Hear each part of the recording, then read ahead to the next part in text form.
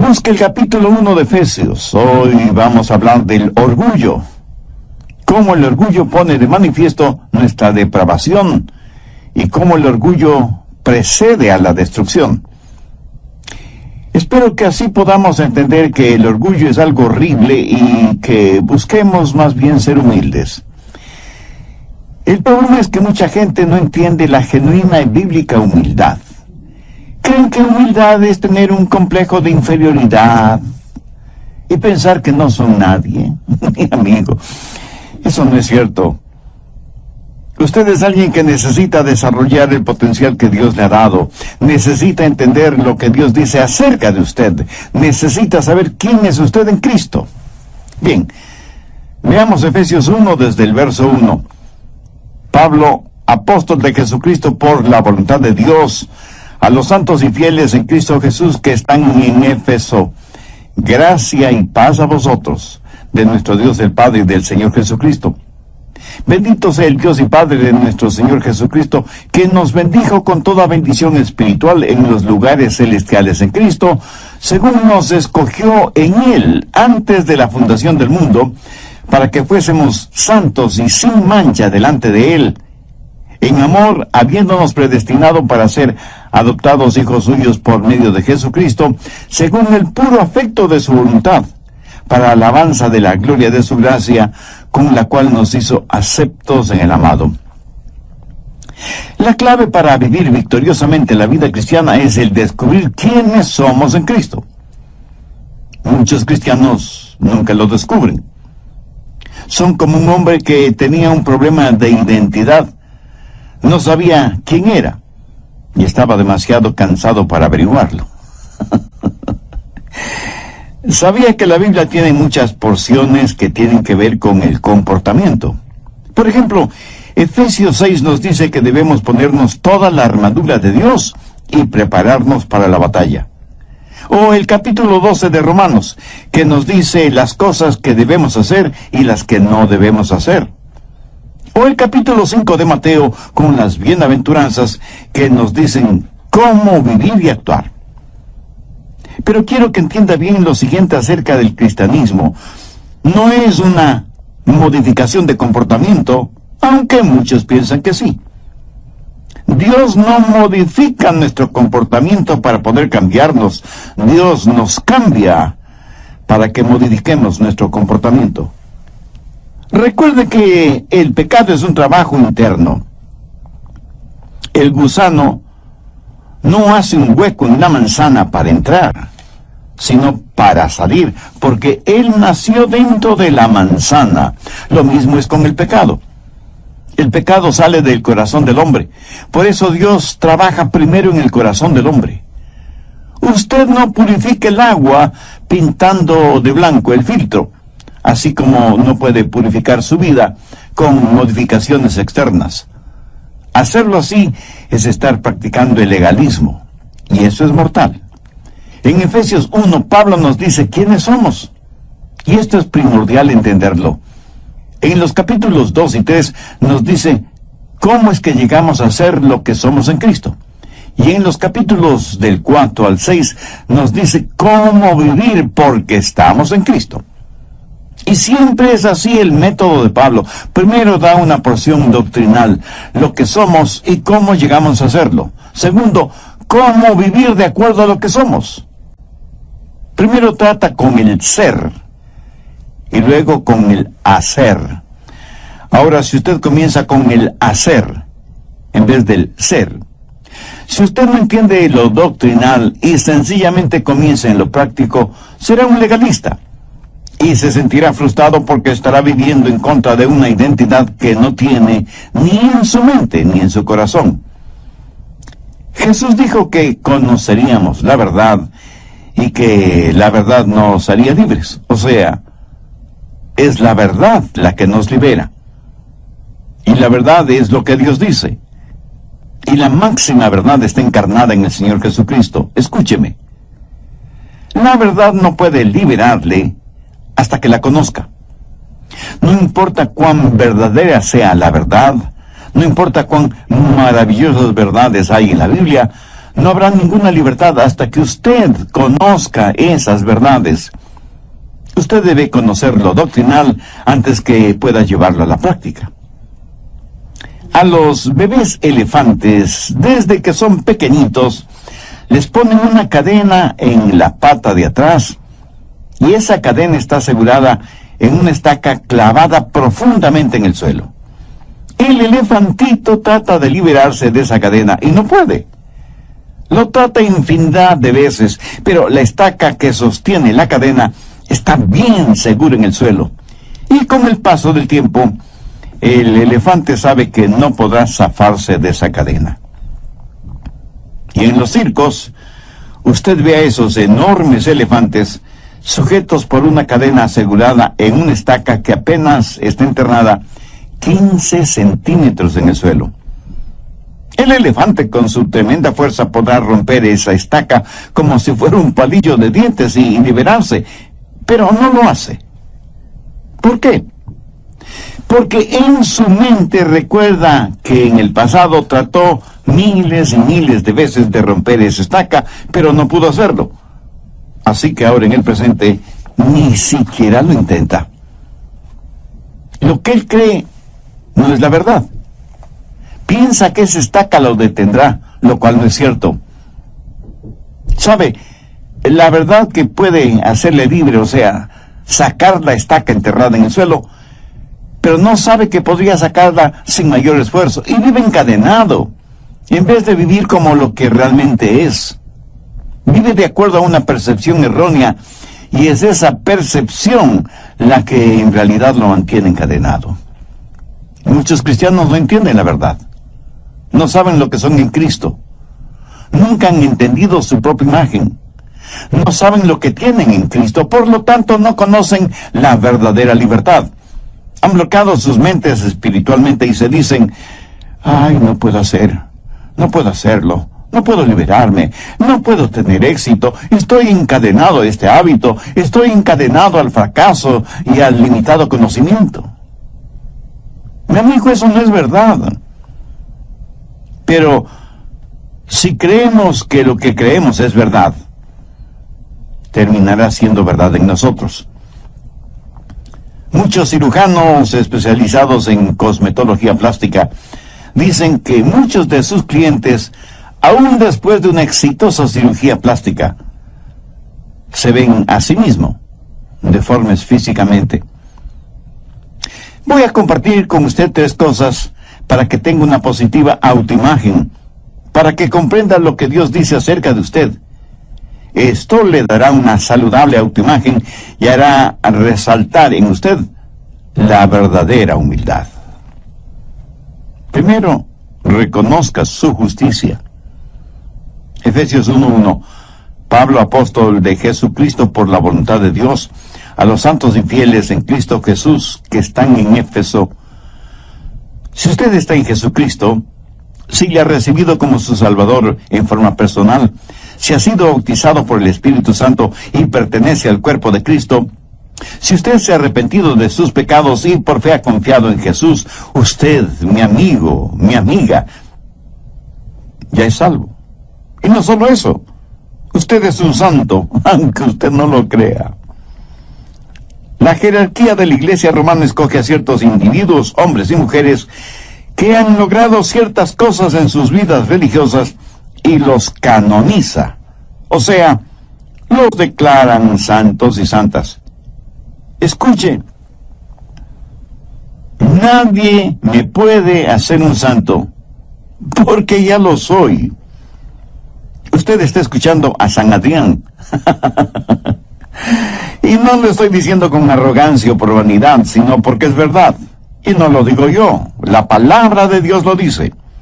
Y si usted es ya salvo, usted también es un santo o una santa. Hay 2 clases de personas: las que son santas y las que no lo son. Y usted y yo, o somos lo uno o somos lo otro. Ahora, ¿qué significa la palabra santo? Pablo llama a todos los creyentes en Éfeso santos. Significa una persona la cual Dios ha justificado y la ha apartado para sí mismo. Y alguien me dirá, el pastor Rogers, yo no soy tan santo. Escuche, o se es santo o no se es. Nadie puede ser medio salvo o medio santo. El ser medio salvo es estar totalmente perdido. Otros, tratando de aparentar humildad, dirán, yo no creo que debo llamarme un santo. Permítame decirle lo que la humildad es. Humildad es aceptar lo que Dios dice acerca de usted. Y Dios dice que si usted es un santo, usted es un santo, ¿no le parece? Hay personas que son muy difíciles de guiarles a Cristo porque no creen y menos aceptan lo que Dios dice, no acerca de su condición de pecadores, sino también acerca de su santidad cuando ya son salvos. Algunos cristianos no quieren llamarse santos porque dicen, no son lo suficientemente buenos. Escúcheme, Cristo murió por usted. Y si usted, por ser salvo, es uno de los santos, ¿qué derecho tiene usted de decir que no es bueno? Otros dicen, no soy lo que debo ser. Y aunque eso suene a humildad, no lo es. Eso es rebeldía. Permítame preguntar, si usted no es lo que debe ser, ¿por qué no lo es? ¿Piensa que Dios aceptará eso como una excusa? Dios le llama santo. Y si usted pregunta, pastor, ¿eso quiere decir que debo ser impecable? No. Nadie puede ser impecable, solo Jesús. Pero usted sí puede ser sin mancha. Mire Efesios 1:4, según nos escogió antes de la fundación del mundo, para que fuésemos santos y sin mancha delante de Él. Cada cristiano debería ser sin mancha delante de Él. Somos santos de Dios. Y usted me dirá, pero pastor, yo no soy perfecto. Mi amigo, a los ojos de Dios, si usted es santo, Dios lo ve como perfecto. Busque Romanos 4:4. Pero al que obra, no se le cuente el salario como gracia, sino como deuda. Eso quiere decir que si usted pudiera salvarse por ser buenito, estaría ganando su propia salvación. Y que Dios está en deuda con usted. Mi amigo, Dios no le debe nada a nadie. Ahora mire el verso 5. Mas al que no obra, si no cree en aquel que justifica al impío, su fe le es contada por justicia. Y en el verso 6 el apóstol dice, como también habla David de la bienaventuranza del hombre a quien Dios atribuye justicia sin obras. La Biblia enseña, porque por gracia sois salvos por medio de la fe, y esto no de vosotros, pues es don de Dios, no por obras, para que nadie se gloríe. Cuando confío en Jesús, el momento que entrego mi corazón a Cristo, en ese mismo instante soy justificado delante de Dios. Soy un santo. Y alguien me preguntará, ¿y qué si vuelvo a pecar? Mi amigo, ¿qué quiere decir con eso, si vuelvo a pecar? Por supuesto que usted volverá a pecar. Todos pecamos. No hay ni una sola persona entre los miles y miles que me escuchan que no haya pecado. Pastor, cuando uno peca después de ser salvo, pierde la salvación. ¿Habrá alguien que no haya pecado después de ser salvo? Estoy seguro que no. Pero si usted se arrepiente de sus pecados y confía en el Señor Jesucristo, usted está justificado delante de Dios. Y si fracasamos espiritualmente, dice la Biblia que en Jesucristo tenemos un abogado que intercede por nosotros delante del Padre. Cuando pecamos, debemos confesar nuestro pecado. Pero ¿cuántos de nosotros hemos confesado que somos hechos justicia de Dios en Cristo?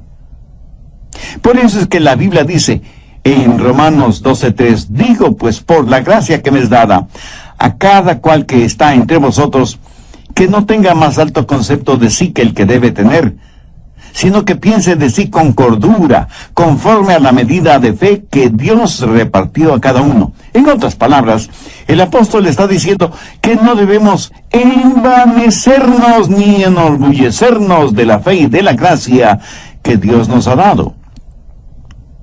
Así que usted puede tener una autoimagen positiva si sabe quién es en Cristo. Si tiene una personalidad saludable, bien balanceada, entonces tiene la justicia de Dios. Ahora, esta justicia nada tiene que ver con sus obras, porque está únicamente relacionada con su fe en el Señor Jesucristo. Su justicia no es suya propia, sino la justicia que Dios le otorga a usted por medio de los méritos de Cristo, porque lo que Jesús hizo por usted justifica el que haya sido usted justificado. Segundo, confíe en sus recursos. Veamos Efesios 1:3. Bendito sea el Dios y Padre de nuestro Señor Jesucristo, quien nos bendijo con toda bendición espiritual en los lugares celestiales en Cristo. No solo que usted está justificado a los ojos de Dios, no solo que Dios le considera santo, sino que Dios le ha dado todo lo que necesita para vivir la vida cristiana. Ahora permítame hacer una pregunta. ¿Cuántos de ustedes tienen toda la paciencia, todo el amor, toda la sabiduría, todo el dinero o toda la fe que necesitan? Y muchos responderán: no tengo lo suficiente de todas esas cosas que necesito. Gracias por su honestidad. Pero, ¿qué es lo que nos dice el verso 3? Nos dice que Dios ya nos ha bendecido con toda bendición espiritual en los lugares celestiales en Cristo. Entonces, ¿quién tiene la razón, usted o Dios? Dios dice que usted tiene todo lo que necesita para su vida cristiana. O sea, tiene toda la paciencia, todo el amor, toda la sabiduría, todo el dinero y toda la fe que necesita. Y no faltará quien me pregunte: pastor, si ya lo tengo, ¿cómo es que no lo tengo? Mi amigo, eso es porque usted no ha entendido lo que tiene. No se ha visto a usted mismo poseyéndolo. Y como no concibe poseyéndolo todo, vive como si no poseyera nada. Recuerde que en la vida cristiana primero viene lo doctrinal, luego lo práctico. Y para comportarse como cristiano tiene que saber y entender que usted ya está en Cristo.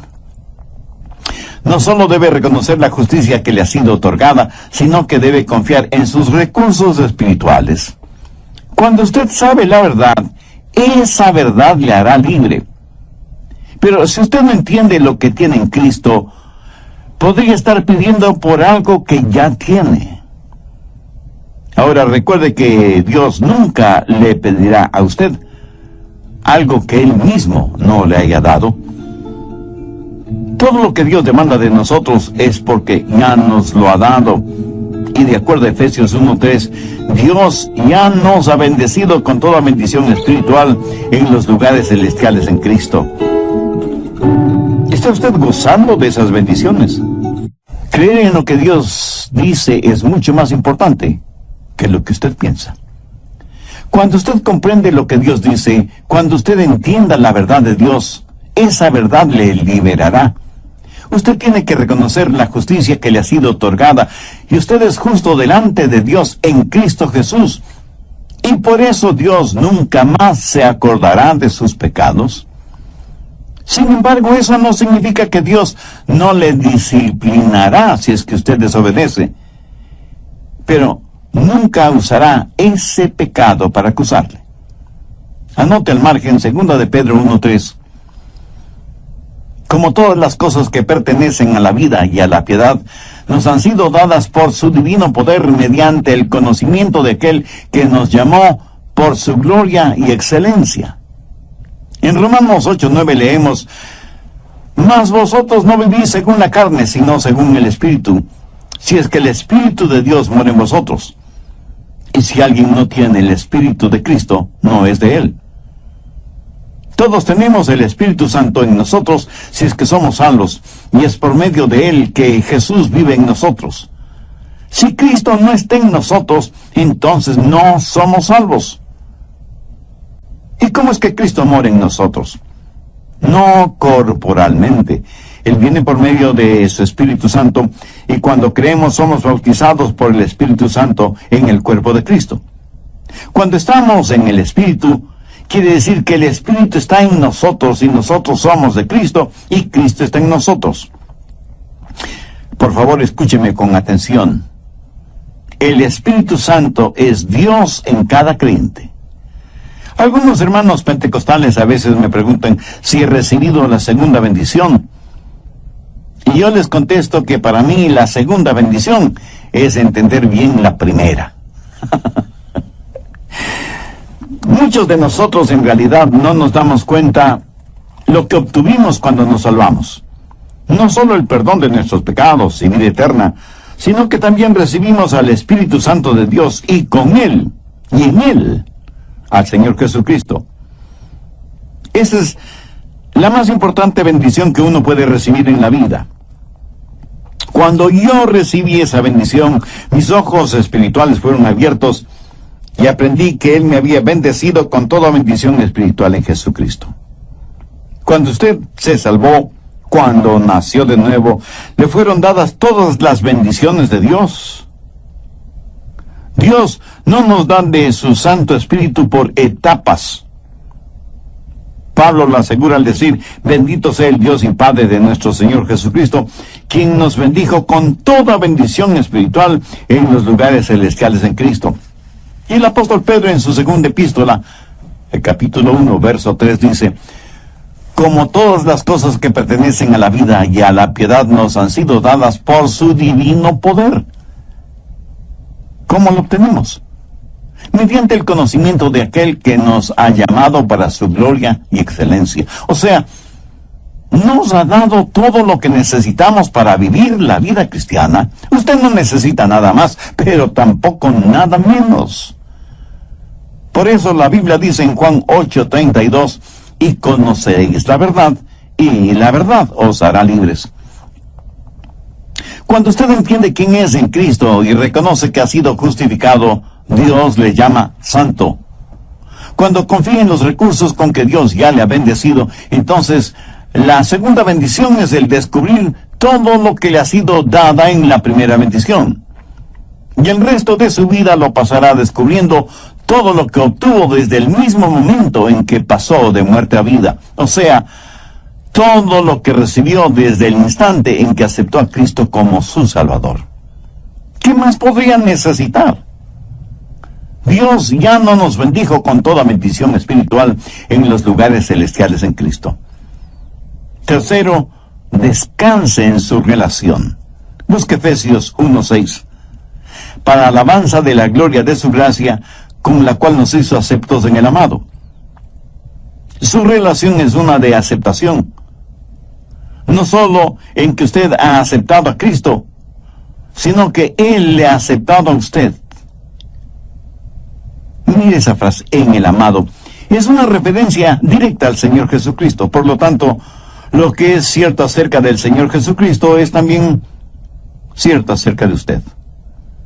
Cuando el Padre desde el cielo miró a su Hijo siendo bautizado, dijo: este es mi Hijo amado en quien tengo complacencia.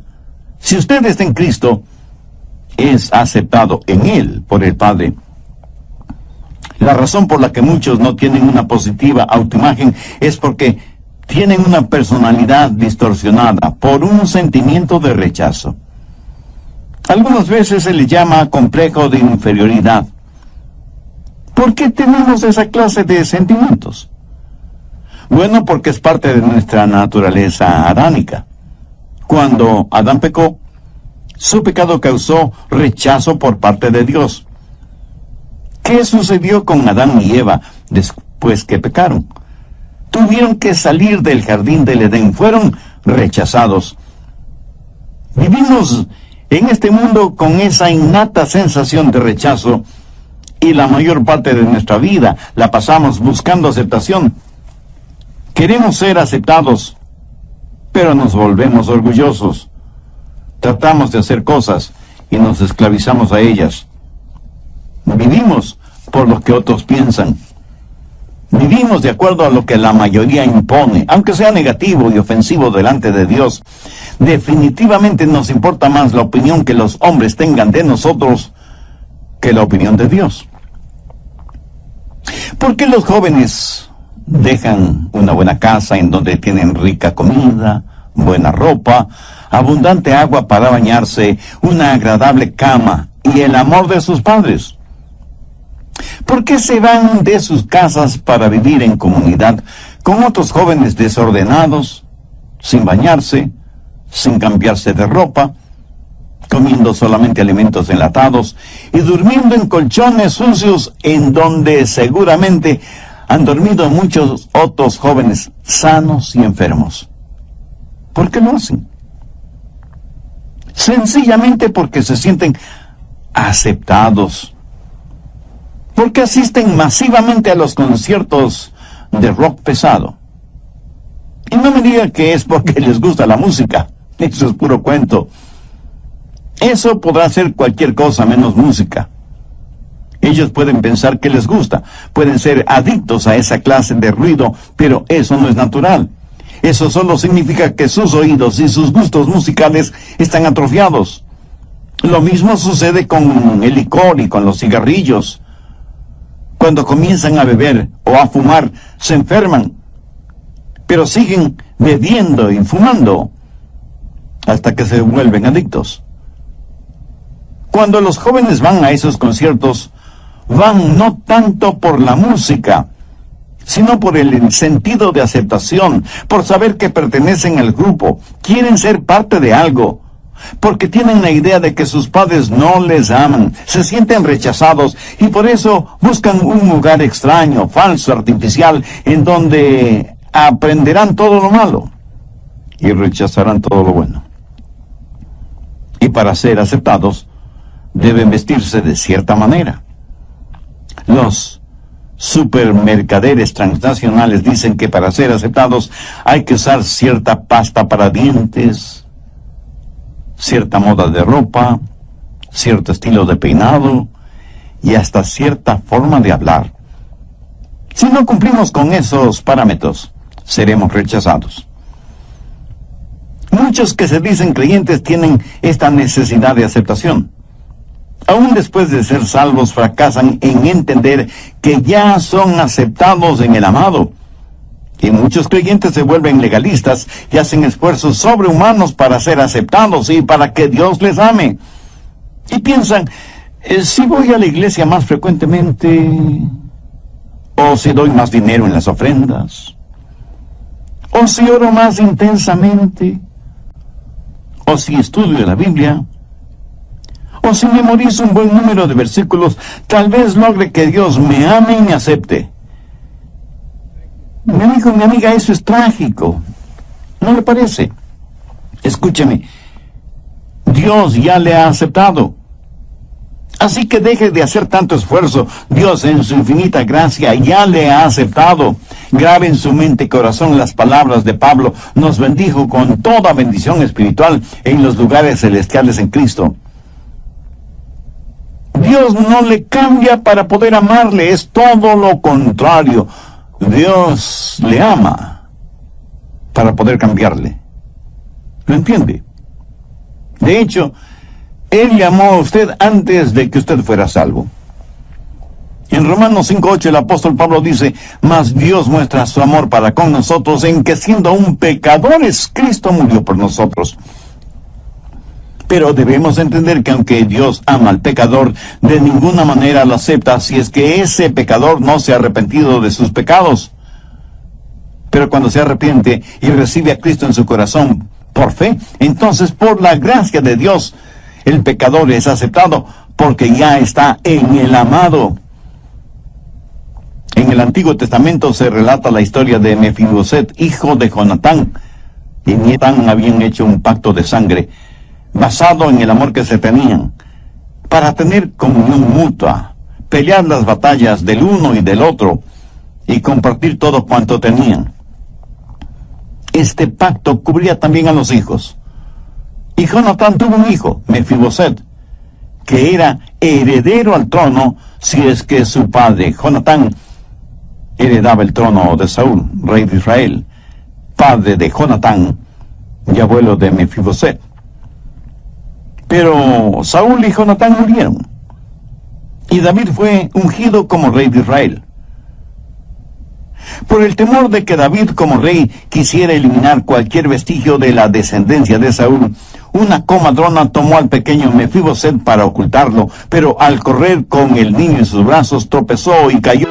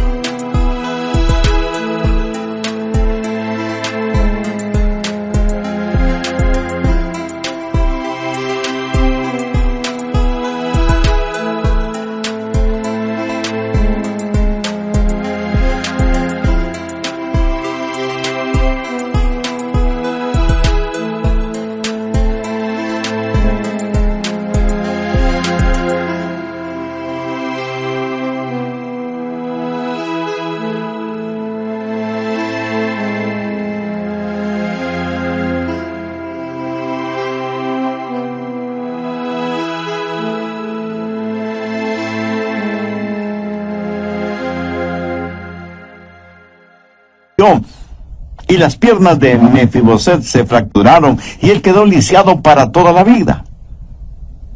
La mujer llevó al niño hasta un pequeño pueblito llamado Lodebar, en donde Mefiboset creció temiendo y odiando a David. ¿Por qué? Porque nada sabía acerca del rey David. No sabía que David le amaba.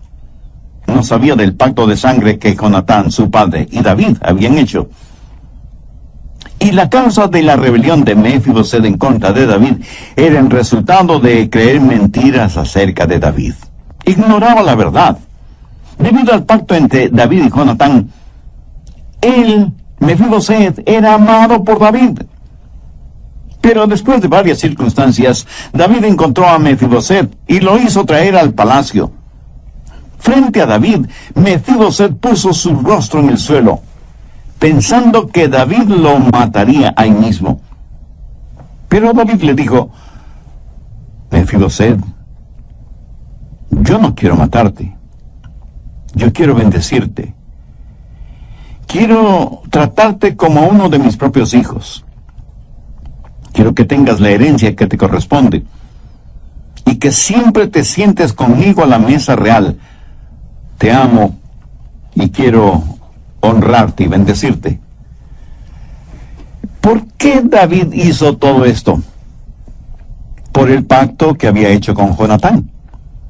David aceptó a Mefiboset por ser el hijo de Jonatán, y debido a ese pacto, cuando supo de la existencia de Mefiboset, lo buscó hasta encontrarlo, lo trajo al palacio y lo aceptó como si fuera su propio hijo y le bendijo como tal. ¿Por qué soy aceptado por Dios? No porque yo sea alguien especial. No por ninguna de las cosas notables que haya hecho. Dios me aceptó por amor a Cristo. Busque Efesios 4:32. Antes sed benignos unos con otros, misericordiosos, perdonándoos unos a otros como Dios también os perdonó a vosotros en Cristo. Delante de Dios, en Cristo soy hecho justicia, y necesito reconocer la justicia, necesito confiar en los recursos que Dios me ha dado. Pero no solo eso. También necesito aceptar mi relación, soy acepto en el amado, y debo dejar de tratar de ganar mi camino hacia Dios. Escúcheme atentamente, la santidad no es el camino hacia Cristo. Cristo es el camino hacia la santidad. El otro día, en un artículo bíblico relacionado con la llenura del Espíritu Santo, leí lo siguiente: si queremos ser llenos con el Espíritu Santo, debemos vivir vidas justas y buenas. Y yo pensé, creo que esto debe ser al revés. Si queremos vivir vidas justas y buenas, debemos ser llenos del Espíritu Santo. Y esto no es un juego de palabras, piénselo. Si por nosotros mismos pudiéramos vivir vidas justas y buenas, ¿qué necesidad tendríamos de ser llenos del Espíritu Santo? Debemos llegarnos a Dios como somos y humildemente decir, Señor, aquí estoy. Y Él nos dirá, eres aceptado. Ahora, si yo me aferro a mis pecados, no podré ser lleno del Espíritu Santo. El momento que me arrepiento de mis pecados y digo, Señor, aquí estoy, ese momento soy aceptado en el amado, soy hecho justicia de Dios en Cristo.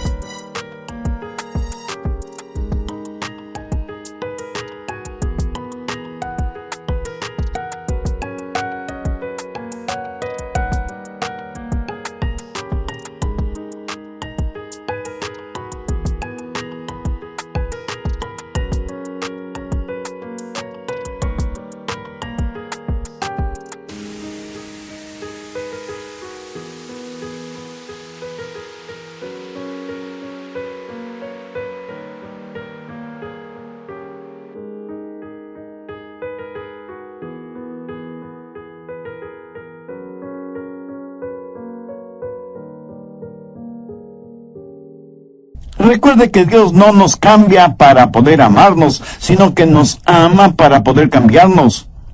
Y que la santidad no es el camino a Cristo, sino que Cristo es el camino a la santidad.